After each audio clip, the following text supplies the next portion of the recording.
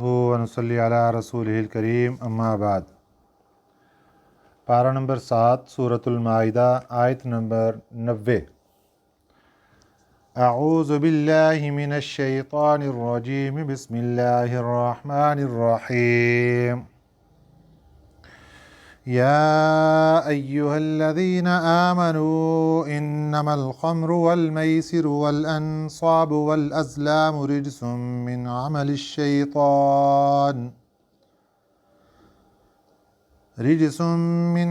الشیطان فاجتنبوه لعلکم تفلحون۔ انما يريد الشيطان ان يوقع بينكم العداوة والبغضاء في الخمر والميسر ويصدكم عن ذكر الله وعن الصلاة فهل انتم منتهون۔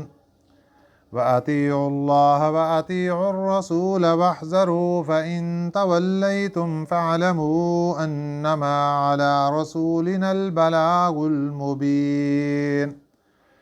صدق اللہ العظیم۔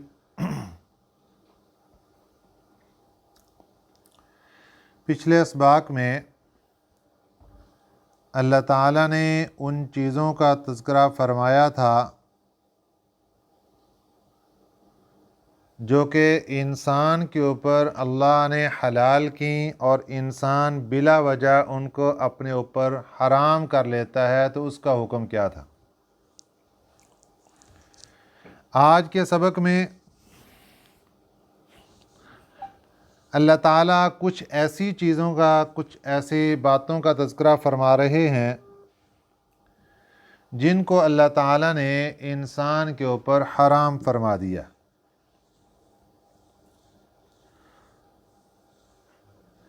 یہاں پر آج کے سبق میں 4 چیزوں کا ذکر ہے۔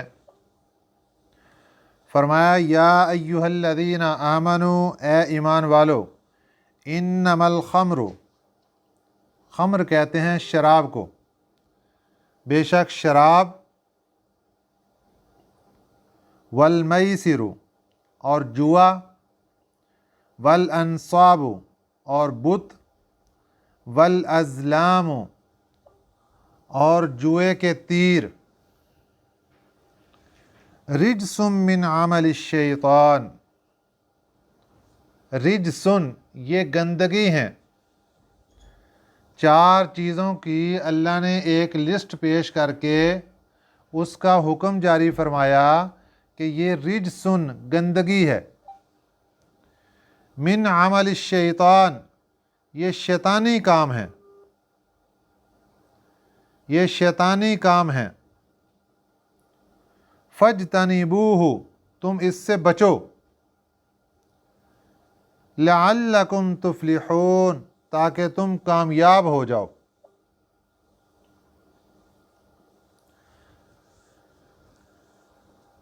شراب ابتدائی اسلام میں پینے کی اجازت تھی، شروع میں اس کو حرام نہیں کیا گیا تھا۔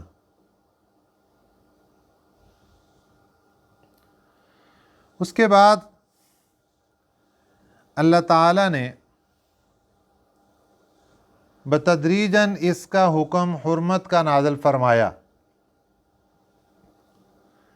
سب سے پہلے نمبر پہ اللہ تعالیٰ نے سورۃ النحل میں ارشاد فرمایا تتخذون منہ سکرا ورزقا حسنا۔ پھلوں کا ذکر فرماتے ہوئے اللہ تعالیٰ نے ارشاد فرمایا کہ تم ان پھلوں کے ذریعے سے نشہ آور چیز بھی تیار کرتے ہو اور رزق حسنہ بھی تیار کرتے ہو، اچھی چیزیں بھی۔ تو پھل کے ذریعے سے اس کے شیرے کو نچوڑ کر شراب تیار کر لی جاتی ہے، اور پھل سے ہی کچے پھل کو لے کر اس کو رگڑ دیا جائے تو چٹنی تیار ہو جاتی ہے، پھر اس کو کچھ اور ٹائم کے بعد بنا لیا جائے تو مربع بن جاتا ہے۔ یہ ان سب چیزوں کو اللہ تعالیٰ نے رزق حسنہ کے اندر تعبیر فرمایا۔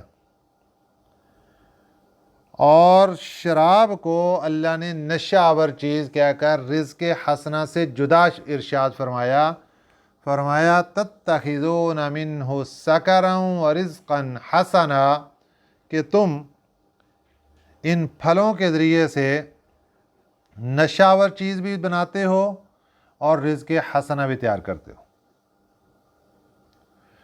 اس کے بعد سورۃ البقرہ کی آیت مبارکہ نازل ہوئی، جس میں آپ صلی اللہ علیہ وسلم سے سوال کیا گیا، یسألونک عن الخمر والمیسر، یہ آپ سے جوے اور شراب کے متعلق سوال کر رہے ہیں، ان کو فرما دو قل فیہما اسم کبیر، ان دونوں کے اندر بہت بڑا گناہ شامل ہے، کبیرہ گناہ ہے، ومنافع للناس، اور اس میں لوگوں کے نفع بھی ہیں۔ نفع کیا ہے؟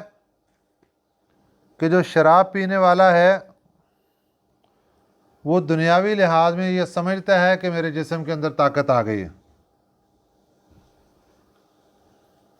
جوا کھیلنے والا جب پیسہ جوے کے ذریعے سے کما لیتا ہے وہ سمجھتا ہے میں نے بڑی آمدن کما لی، دنیاوی اعتبار سے نفع ہے، لیکن گناہ زیادہ ہے، نفع اور نقصان میں نقصان زیادہ ہے۔ یہ تھی دوسری آیت مبارکہ شراب کی حرمت کے متعلق۔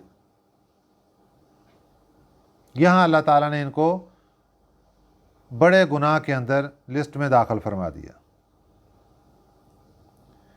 پھر ایک موقع ایسا آیا کہ صحابہ اکرام رضوان اللہ علیہم اجمعین کی دعوت تھی،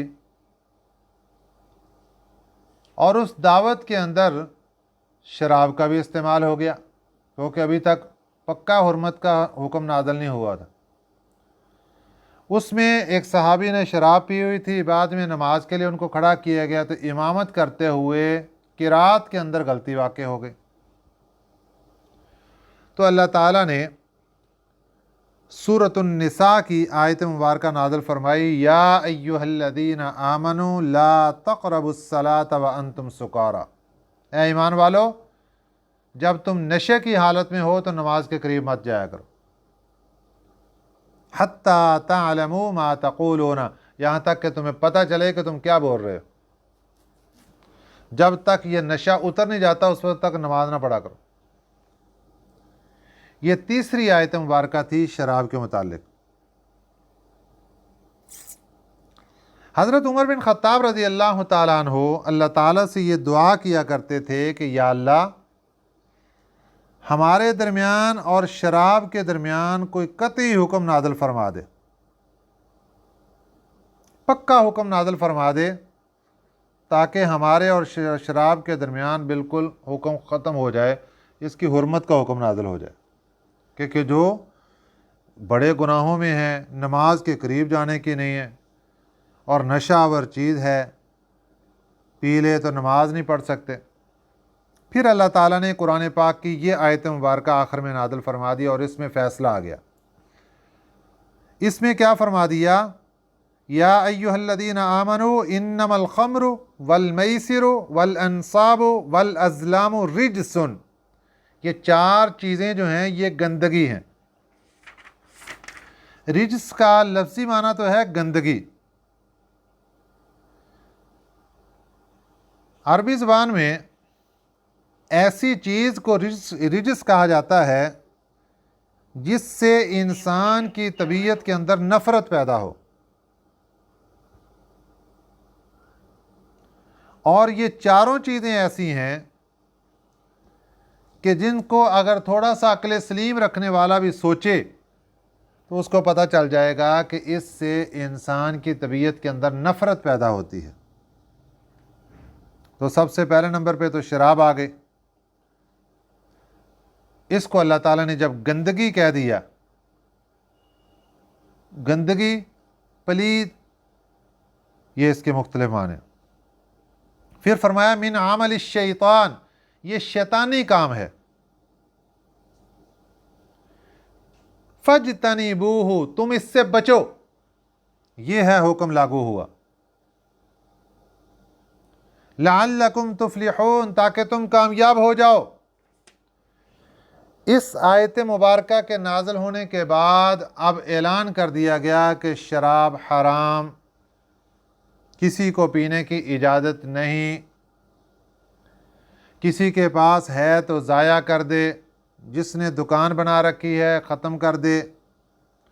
یہاں تک کہ میرے آقا صلی اللہ علیہ وسلم سے جب پوچھا گیا کہ حضور جن برتنوں کے اندر شراب رکھی ان برتنوں کا کیا حکم، فرمایا ان برتنوں کو بھی ختم کر دو، ان کا بھی استعمال کی اجازت نہیں۔ اس قدر شراب کی نفرت دلوں میں بٹھائی گئی ابتدا میں۔ بعد میں آگے جا کر آپ صلی اللہ علیہ وسلم نے پھر ان برتنوں کو استعمال کی اجازت دے دی۔ ابتدا میں تو منع کروا دیا، برتن بھی نظر نہیں آنا چاہیے شراب والا، جن کے اندر شراب تیار ہوتی تھی وہ برتن بھی ختم۔ اس لیے ابتدا میں ختم کروا دیے تاکہ شراب لوگوں کے دلوں سے بالکل ختم ہو جائے اور اس کے بارے میں نفرت پیدا ہو جائے۔ صحابہ اکرام نے کر کے دکھایا۔ ایک صحابی تھے، وہ شراب کا کاروبار کرتے تھے، دوسرے ملک سے بڑی اعلیٰ قسم کی اعلیٰ کوالٹی کی شراب لے کر آئے، کو پتہ چلا تو پہاڑوں کے درمیان جا کر گرا دی، ساری ختم کر دی، اپنا پیسہ سارا بہا دیا اللہ کی رضا کی خاطر۔ یہ تو تھا خمر۔ دوسرے نمبر پہ ہے والمیسر، جوا۔ جوا کس کو کہتے ہیں؟ کوئی بھی کام کرتے وقت، کھیل کھیلتے وقت شرط رکھ لینا، یہ جوا ہے۔ کسی بات کے اوپر بھی شرط رکھ لینا، یہ جوا ہے۔ فلاں ٹیم جیت گئی 1,00,000 میں دوں گا، فلاں ٹیم جیت گئی، دوسری جیت گئی 1,00,000 تو دے گا، یہ شرط رکھ لی، یہ جوا ہے۔ اور جوے کے اندر بعض لوگ لاکھوں روپیہ نہیں اپنے گھر بھی دے دیتے ہیں، اپنی زمینیں جائیداد سب کچھ جوے کے اندر دے دیتے ہیں۔ ایسی خطرناک قسم کی چیز ہے۔ والانصاب، یہ نصب سے ہے۔ نصب کا معنی ہے کھڑا ہونا، گاڑنا۔ تو بتوں کو، اس کا پھر معنی بن گیا بت، ہر ایسی چیز جس کو عبادت کے لیے کھڑا کر دیا جائے، دیوار کے ساتھ لٹکا دیا جائے یا زمین پر کھڑا کر دیا جائے، اس کو نصب کہتے ہیں، اور اس کی جمع ہے انصاب۔ بتوں کے لیے یہ لفظ بولا جانے لگا۔ اور چوتھی چیز ہے ازلام، ظلم ان کی جمع ہے۔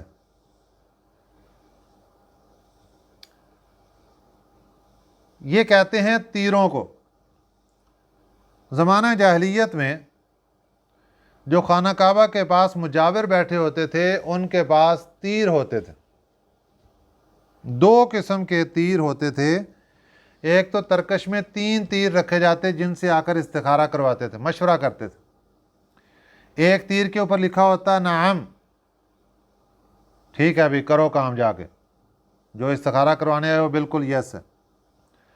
دوسرے تیر کے اوپر لکھا ہوتا لا، یہ کام نہیں کرنا۔ تیسرے تیر کے اوپر کچھ نہیں لکھا ہوتا۔ اگر کسی کا نعم والا نکل آتا استخارہ درست، لا والا نکل آتا استخارہ درست نہیں ہے۔ اگر خالی نکل آتا اس کا مطلب یہ ہوتا کہ ابھی انتظار کرو، دوبارہ پھر استخارہ کرواؤ۔ ایک دوسری صورت یہ ہوتی تھی، 10 تیر ہوتے تھے ایک ترکش کے اندر،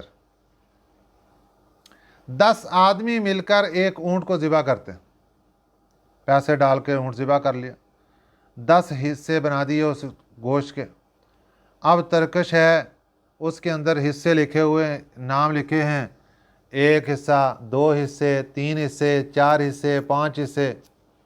اب اس میں سے ترکش سے تیر نکالتے جی، نکالے جی، اب اس بندے کا نکل آیا 3 حصے، 3 لکھا ہے جی اوپر، ٹھیک ہے جی 3 حصے تیرے۔ اس کا خالی نکل آیا جی، تجھے کچھ نہیں ملے گا جی، تو جا۔ پھر اگلا نکل آیا، تجھے کچھ نہیں ملا، جو آج کے زمانے میں قرہ اندازی ہے، تو اس آیت مبارکہ کے تحت قرہ اندازی بھی حرام ہے، اور وہ بھی ازلام کے درجے کے اندر آتی ہے، جو قسمت کی پڑیا ہوتی ہے۔ ایک ہے قرہ اندازی مطلقاً، اس کی تو اجازت ہے کہ اگر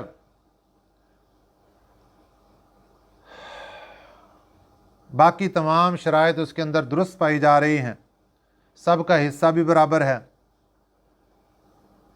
اور صرف یہ دیکھنا ہے کہ فرنٹ والا حصہ کس کو ملے اور بیک والا کس کو ملے، اس کے لیے قرہ اندازی کر لی جائے، دونوں کی قیمت ایک جیسی ہے تو ٹھیک ہے، اس کے لیے قرہ اندازی کی شریعت نے اجازت دی ہے، کر سکتے ہیں۔ قرہ اندازی کر کے متعین کر دیں گے کہ پہلا حصہ کس کا اور دوسرا کس کا۔ انما یرید الشیطان، بے شک شیطان چاہتا ہے، ان یوقع بینکم العداوۃ، یہ کہ ڈال دے تمہارے درمیان عداوت۔ یہ چاروں چیزیں، دشمنی کا ذریعہ، عداوت کا ذریعہ، شراب پی کر انسان دشمن بن جاتا ہے، عقل ختم، جوا کھیل کر انسان دشمن بن جاتا ہے، جس سے پیسے چھین لیے وہ دشمن نہیں بنے گا تو اور کیا ہوگا؟ بتوں کی پوجا کر کر کے انسان کی عقل ماری جاتی ہے اور وہ بھی دشمنی پر اتر آتا ہے۔ اور قرہ اندازی کے جوے کے جو تیر ہیں، وہاں جا کر جب ایک شخص کو جس نے پیسے ڈالے اور اس کو خالی تیر نکالا تو اس کے دل کے اندر بھی بغض اور عداوت پیدا ہوگی۔ اس لیے اللہ نے فرمایا انما یرید الشیطان، بے شک شیطان یہ چاہتا ہے، ان یوقع بینکم العداوۃ، کہ ڈال دے تمہارے درمیان دشمنی، والبغضاء، اور بغض، فی الخمر، شراب کے ذریعے سے، والمیسر، اور جوئے کے ذریعے سے۔ شراب اور جوا دونوں دشمنی کو مول دیتے ہیں، دونوں دشمنی کو تول دیتے ہیں، بغض کو تول دیتے ہیں۔ وَيَصُدَّكُمْ عَنْ ذِكْرِ اللَّهِ، اور شراب اور جوا دونوں ایسی چیزیں ہیں کہ یہ دونوں کی دونوں چیزیں تمہیں روک دیتی ہیں اللہ کے ذکر سے۔ شراب پینے والے کی عقل ختم ہو گئی، وہ اللہ کے ذکر سے غافل ہو گیا۔ وَعَنِ الصَّلَاةِ، اور نماز سے بھی روک دیتی ہیں، کیونکہ اللہ نے قرآن پاک کی سورۃ النساء کے اندر یہ بات ارشاد فرما دی، یا ایھا الذین آمنوا لا تقربوا الصلاة وانتم سکارى، نشے کی حالت میں نماز مت پڑھو۔ اب اللہ تعالیٰ کے کیا فرما رہے ہیں کہ ہم نے یہ بھی بتا دیا کہ شراب اور جوا ایک گندگی ہے، یہ بھی بتا دیا کہ شراب اور جوا شیطانی کام ہیں، یہ بھی بتا دیا کہ شراب اور جوا تمہارے درمیان عداوت اور دشمنی کو تول دیتے ہیں، یہ بھی بتا دیا کہ شراب اور جوا تمہارے درمیان بغض پیدا کرتے ہیں، یہ بھی بتا دیا کہ شراب اور جوا تمہیں اللہ کے ذکر سے دور کرتے ہیں، یہ بھی بتا دیا کہ شراب اور جوا تمہیں نماز سے غافل کر دیتے ہیں، نماز کے قریب نہیں آنے دیتے۔ اب اللہ نے آخر میں سوال اٹھایا، فَهَلْ أَنْتُمْ مُنْتَهُونَ، کیا تم باز آنے والے ہو؟ کیا تم باز آ جاؤ گے؟ یہ ساری باتیں سننے کے بعد اب تم باز آ جاؤ گے؟ کیا انداز اپنایا اللہ تعالیٰ نے کہ ہم نے تو اس کے نقصانات بھی تمہیں بتا دیے، ہم نے ساری چیزیں کھول کھول کے تمہارے سامنے رکھ دیں، اب تم سے سوال ہے، یہ بتاؤ فَهَلْ أَنْتُمْ مُنْتَهُونَ، کیا تم باز آ جاؤ گے اس سے؟ وَأَطِيعُوا اللَّهَ وَأَطِيعُوا الرَّسُولَ، اللہ کی اطاعت کرو، رسول پاک صلی اللہ علیہ وسلم کی اطاعت کرو، وَاحْذَرُوا، اور بچتے رہو، ان چیزوں سے، ان گناہوں سے بچو۔ فَإِن تَوَلَّيْتُمْ، اگر تم پھر جاؤ گے تو فَاعْلَمُوا، جان رکھو، انما علی رسولنا البلاغ المبین، بے شک رسول، ہمارے رسول کے ذمے تو بات کا پہنچا دینا تھا، انہوں نے تو پہنچا دی، انہوں نے اپنا حق ادا کر دیا۔ اب اگر تم الٹے پاؤں پھرو گے تو یہ تمہارا اپنا کام ہے، تمہاری اپنی پکڑ ہوگی، اس لیے رسول کی ذمہ داری ختم ہو چکی ہے، اب تمہاری اپنی ذمہ داری ہے کہ تم بات مان کر سیدھے راستے پہ چلتے ہو یا غلط راستے پہ چلتے ہو۔ یہ سمجھانے کا انداز ہے اللہ تعالیٰ کا۔ تو جس طرح ان چیزوں سے بارے میں اللہ تعالیٰ نے سمجھایا، اسی طرح دنیا میں ایک ایک چیز کے بارے میں اللہ تعالیٰ کا قرآن اور ہمارے نبی صلی اللہ علیہ وسلم کا فرمان ہمیں واعظ و نصیحت کرتا ہے کہ یہ طریقہ ہے تمہارا دنیا کے اندر رہنے کا، یہ انداز ہے تمہارا، یہ انداز، اور اس طریقے سے اللہ تعالیٰ سمجھا کے پھر آخر میں یہی پوچھ رہے ہیں فَهَلْ أَنْتُمْ مُنْتَهُونَ۔ اور کبھی اللہ تعالیٰ فرماتے ہیں فَأَنَّا تُؤْفَكُونَ، کہاں بھاگے جا رہے ہو، پھر سب کچھ سمجھا دیا پھر بھی سمجھ نہیں آئی تمہیں۔ یہ انداز ہے اللہ تعالیٰ کا۔ اللہ تعالیٰ ہمیں قرآن پاک کی ایک ایک بات کو صحیح معنی میں سمجھ کر اس پر عمل کرنے کی توفیق عطا فرمائے، آمین۔ وما علینا الا البلاغ المبین۔